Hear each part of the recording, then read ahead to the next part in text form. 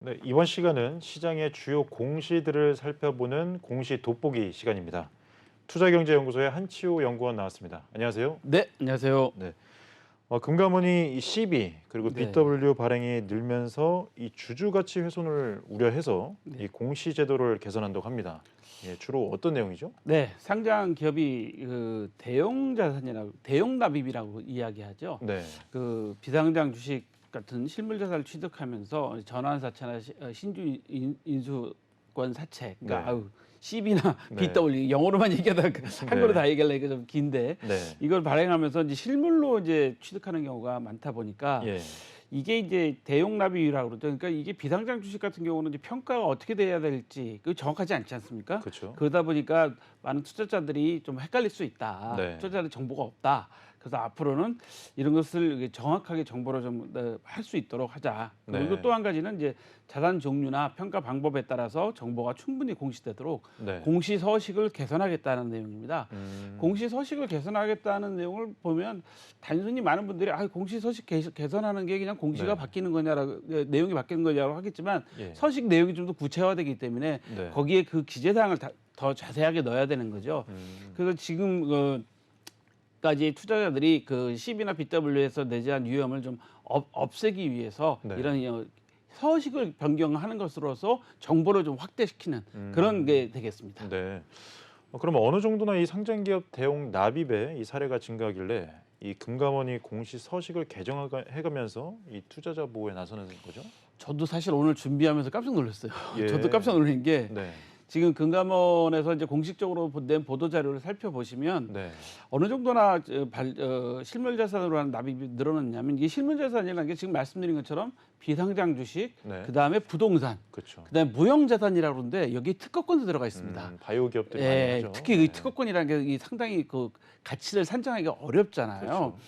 그렇게 해서 그 대가로 CB나 BW를 발행했는데 코스피 기업의 현재 발행 규모가 어느 정도냐면 2019년에 2,594억 원이었었는데 네. 2022년에는요 1조 1,765억이나 됐어요. 와. 그러니까 약 한 4년 동안 한 350%가 늘어난 거죠. 이거 예. 어마어마하게 늘어난 거죠. 지금 앵커께서 말씀하신 대로 네. 특히 바이오 기업의 특허권 뭐 이런 것들 문제 때문에 네. 상당히 그 투자자들이 그 여러 가지로 정보를 취득하거나 투자 선택을 할 때 애로사항이 있다. 네. 라고 해서 투자자 보호 차원에서 이번에 실행하는 건데요.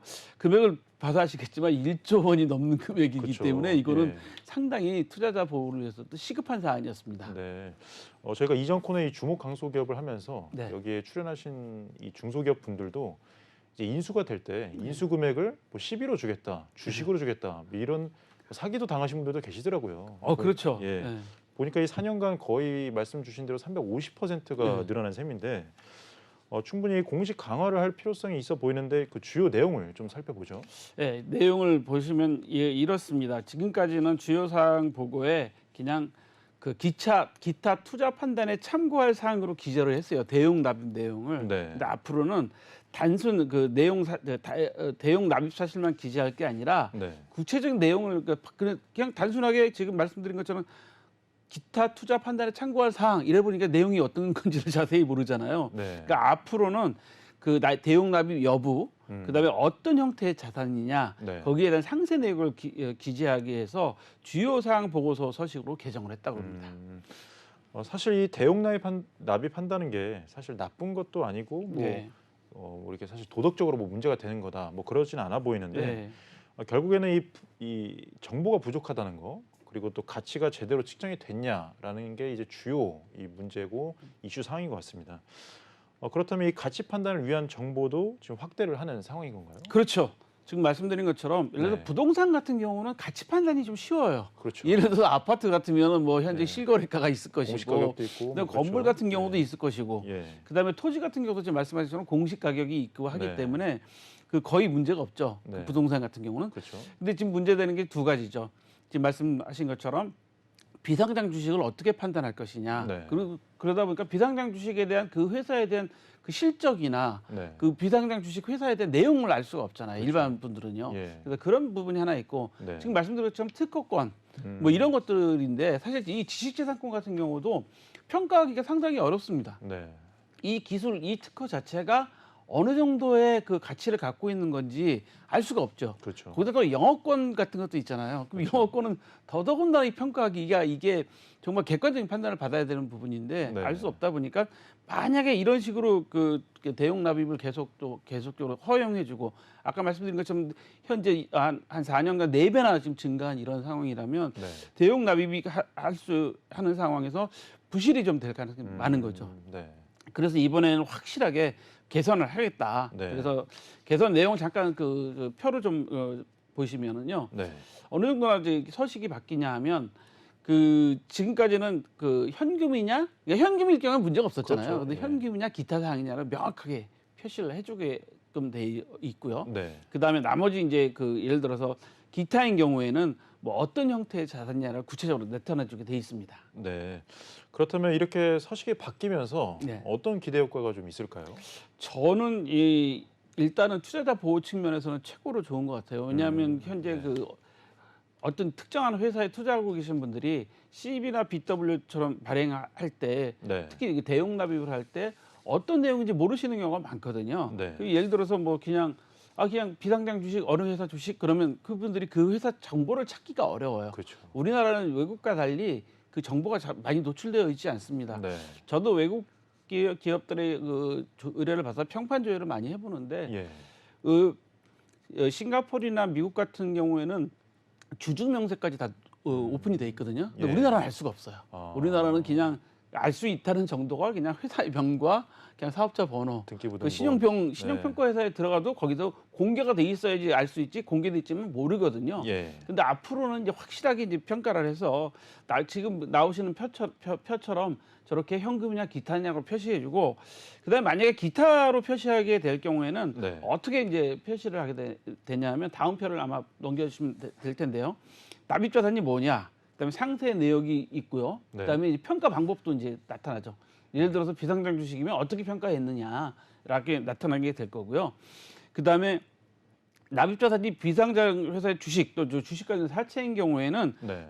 회사 사항도 또 추가적으로 이 다음 표를 보시면 회사 사항도 추가적으로 좀 기재를 하게끔 돼 있습니다. 그러니까 네. 회사가 어떤 업종이냐, 최대 주주가 누구냐, 그다음에 자본금이 얼마냐, 대표회사가 누구냐, 주요 사업은 어떤 걸 하고 있냐, 그다음에 그 결산기 재무사항 최근 결산기 재무사항이 얼마냐, 그러니까 자산이 얼마냐, 부채가 얼마냐, 뭐 자본 매출액 단기순이, 그다음에 어떤 납입 경위로 납입 경위를 하게 되고 거래액이 뭐냐라까지 하게 되니까 네.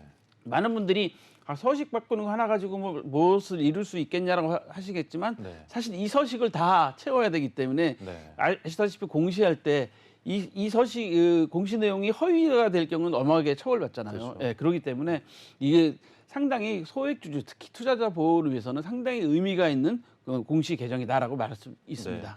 그러니까 그 전에는 우리가 뭐 비상장 기업을 만약에 회사가 인수하게 되면 그 회사의 적정 가치에 대한 세부적인 근거를 몰랐는데 예. 이번에 서식이 바뀌면서 이 회사에 대한 세부적인 이 산정 근거를 좀 다, 투자자들이 알 수 있게 그렇죠. 된 거네요. 이게 쉽게 말해서 이제 비상장 주식이다 그러면 그 회사가 어떤 회사인지, 네. 어떤 업종을 했는지, 최근에 실적이 어떤지, 음. 대주주가 누군지, 네. 어떤 업종을 하고 있는지, 네. 어떤 방법으로 납입을 하는지 이런 것이 다 세세하게 공시를 해야 되기 때문에 네. 좀 더 신중하게 되겠죠. 네. 그렇다면 소액주주 입장에서는 오히려 이렇게 정보의 비대칭성을 좀 해소를 그렇죠. 해주니까 오히려 좀 도움이 되는 그런 제도 변화인 것 같습니다. 네. 근데 또 공시에 또 새로운 변화가 또 있다고 이제 하는데요.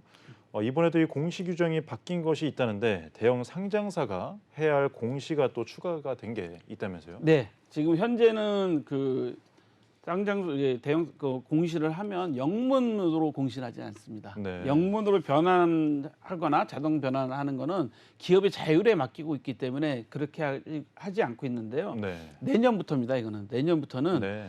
국문 공시를 제출한 후에 3일 이내에 영문 공시도 제출해야 된다라고 네. 하는데요.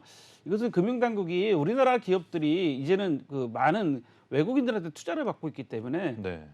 국문 공시만 할 경우 다시 영어 공시를 해야 되는 그 불편함이 있어서 2024년부터는 대형 코스피 상장사들은 거래소에 국문 공시를 제출한 이후에 3일 이내에 영문 공시도 같이 제출해야 된다라는 네. 규정을 마련했습니다. 네. 그렇다면 말씀대로 이 영문 공시를 의무화한다는 건데 네. 이런 이 변경이 외국인 투자자를 위한 건지 아니면 뭐 누구를 위한 건지 좀 궁금하고 예. 또 한꺼번에 이게 하려면 쉽지 않아 보이는데 뭐 이런 부분에서 좀 문제점은 없을까요? 지금 그 외국인 투자자를 유치한다는 게 1번이겠죠. 왜냐하면 네. 지금 우리나라 코스피 시장의 시가총액 비율이 약 30%가 외국인이잖아요. 네. 그래서 아시다시피 외국인이 지분 변동이나 외국인의 사자 팔자에 따라서 우리나라 주가도 많이 시장도 많이 그쵸. 움직이는 게 현실이기 때문에 네. 사실은 글로벌 스탠다드에 맞춰주려면 외국인들한테 제대로 좀 우리 정보를 줘야지만이 우리도 글로벌에 따라가는 거기 때문에요. 네. 먼저 1단계, 2단계로 나눈다고 하는데요. 1단계는 2024년하고 2025년인데 네. 2024년, 25년에는 일단 자산 10조 원 이상 되는 코스피 상장사 네. 내 외국인 지분율이 5% 미만인 경우엔 제외합니다. 네. 그러니까 외국인이 많이 사고 있는 회사들을 대상으로 하는데 5% 미만인 회사들은 일단은 제외시켜서 네. 5% 이상은 일단은 5%라는 기준은 이거 같아요. 5% 이상 신고해야 되잖아요. 그쵸. 네, 그런 네. 회사는 제외하고 네. 두 번째는 그 지분율이 외국인 지분율이 그 30% 이상인 회사. 그러니까 이거는 10조 원이 아니라 자산 2조 원 이상 또는 10조 원 미만이라도 네. 외국인 지분율이 30%가 넘어가면 네. 해당이 되는 거죠. 그러니까 네. 외국인 지분율이 30%가 되거나 네. 아니면 자산 10조 원 이상이 되는 코스피 회사는 다 공시를 해야 되는데요. 네. 주요 경영사항 공시 중에서도 네. 결산 관련, 그다음에 법정 공시 공통사항, 그다음에 네. 매매 거래 정지가 되는 사항에 대해서는 반드시 그 국문 공시를 한 이후에 3영업일이라고 하죠. 3일 후까지 영문 공시도 같이 제출해야 됩니다. 네.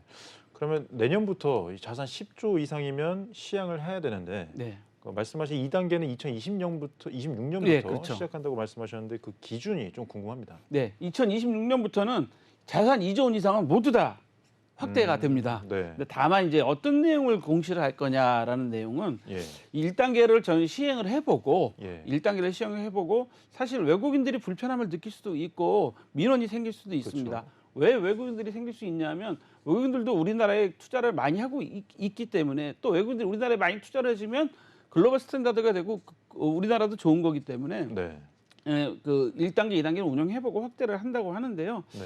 그 2단계에서는 3영업일이 아니라 네. 국문 공시와 동시에 제출하는 방안을 그러니까 같은 날 예. 영문 공시와 국문 공시를 같이 제출해야 된다라는 네. 이런 점들을 예고하고 있습니다. 네.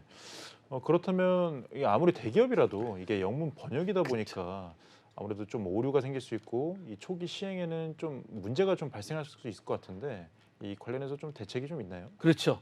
영어를 우리가 어떻게 해석하느냐가 상당히 중요하잖아요. 그렇죠. 특히 우리 네. 그 외교 문제에서도 영어 단어를 어떻게 해석하느냐에 따라 틀리고 특히 국제 거래 관계에 있어서도 단어를 어떻게 쓰느냐에 따라 완전히 계약 관계가 달라질 수 있기 때문에 네. 사실 영문 공시하는 게 좀 어려운 문제점도 있습니다. 네. 그렇지만 거래소에서는 이제 영문 공시 우수 법인에 대해서는 인센티브를 주겠다. 뭐 예를 들어서 연부과금이나 상장 수수료 같은 걸 면제해 준다는 이런 어떤 인센티브도 제공하고 전문 번역업체 뭐 번역 지원 서비스도 확대하고 네.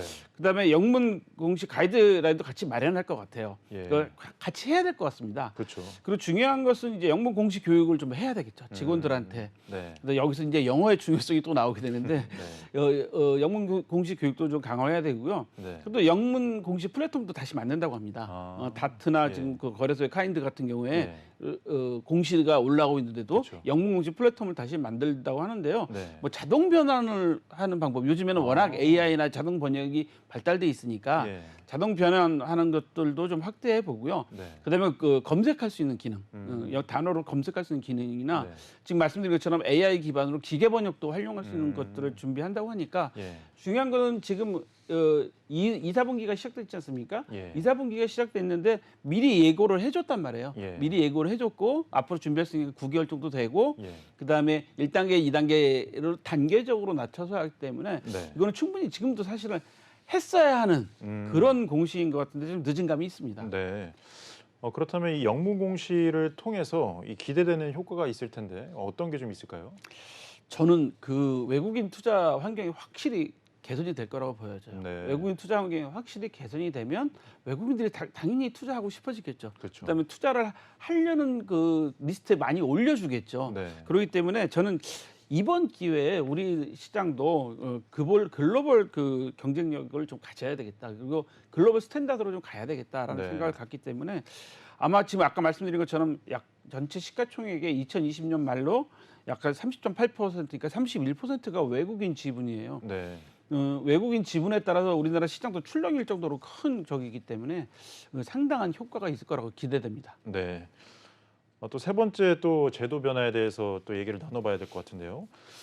이 많은 기업들이 이용하고 있는 이 전환 우선주나 상환 전환 우선주에도 현재 이 변화되는 제도가 있다면서요? 예, 요거 아주 중요한 내용입니다. 네. 이거는 바로 5월 1일부터 시행이 되기 때문에 네. 저희 잘 알아두셔야 될 것 같은데 예. 그 상장회사가 발행하는 전환 우선주나 상환 전환 우선주에도 전환사채하고 동일하게 콜옵션이나 전환 가격 조정하는 거, 리픽싱이라고 하는 규제가 적용된다고 합니다. 예. 그렇다면 이 금융위원회에서는 이러한 그 3월 29일 날 개정했다고 이제 밝혔는데 네. 이게 어떤 내용에 대한 좀 후속 조치로 지금 알려진 거죠? 이게 지금 2021년 12월에 사채 제도가 개선이 됐어요. 네. 그러면서 이번에 또 전환 우선주 제도도 개선이 됐거든요. 네. 그래서 사실 이 전환 우선주는 편법 지분 확대 수단으로 많이 활용이 되고 있다는 게 금융 당국의 판단입니다.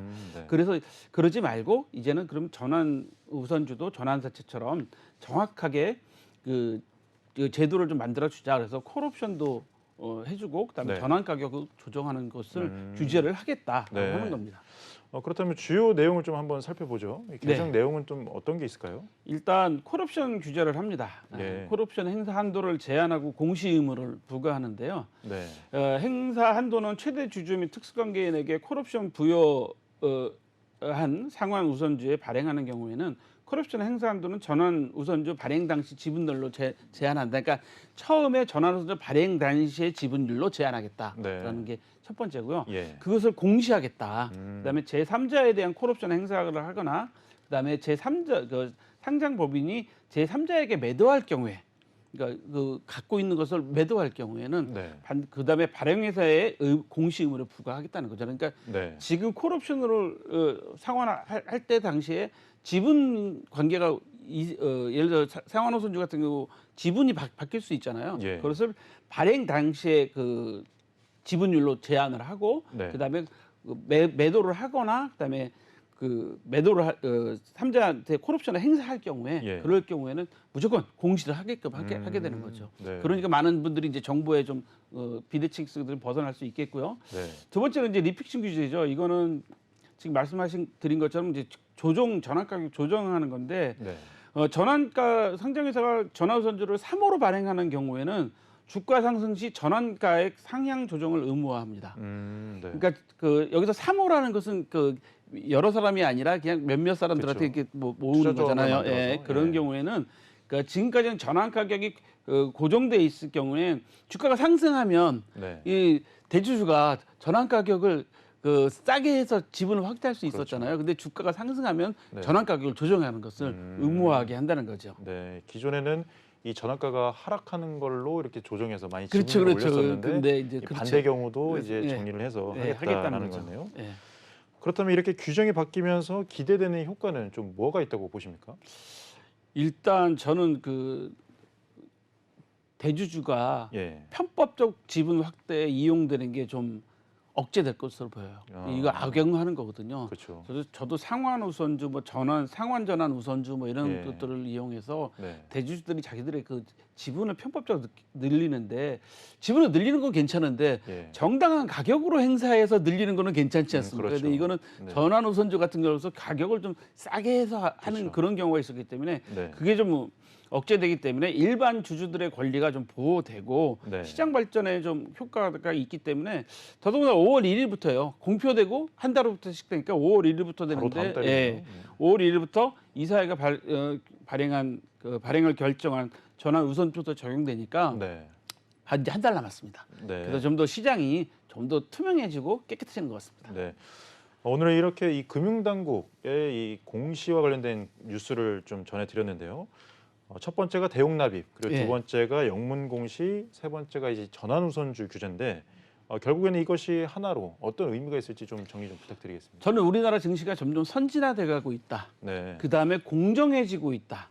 그 다음에 투명해지고 있다. 그 다음에 글로벌화가 되고 있다. 이 네 단어를 제가 좀 선정을 해봤는데 네. 우리나라 그 증시가 점점 외국인들한테 비춰지는 그러니까 글로벌한 상태에서 보여질 때도 선진화돼가고 있고 투명성이 높아지고 그다음에 전환우선주 같은 경우에 공정성이 생기기 때문에 많은 일반 투자자들도 보호하고 글로벌적인 것으로 간다. 그래서 네 단어 네. 선진화, 공정성, 투명성, 글로벌 네. 요 네 가지로 좀 정리될 것 같아요. 네. 오늘 말씀 감사합니다. 네. 본 방송은 투자 판단을 위한 조언일 뿐 투자 결정과 결과에 대한 책임은 투자자 개개인에게 있음을 알려드립니다. 오늘 시청해주신 시청자 여러분 감사합니다.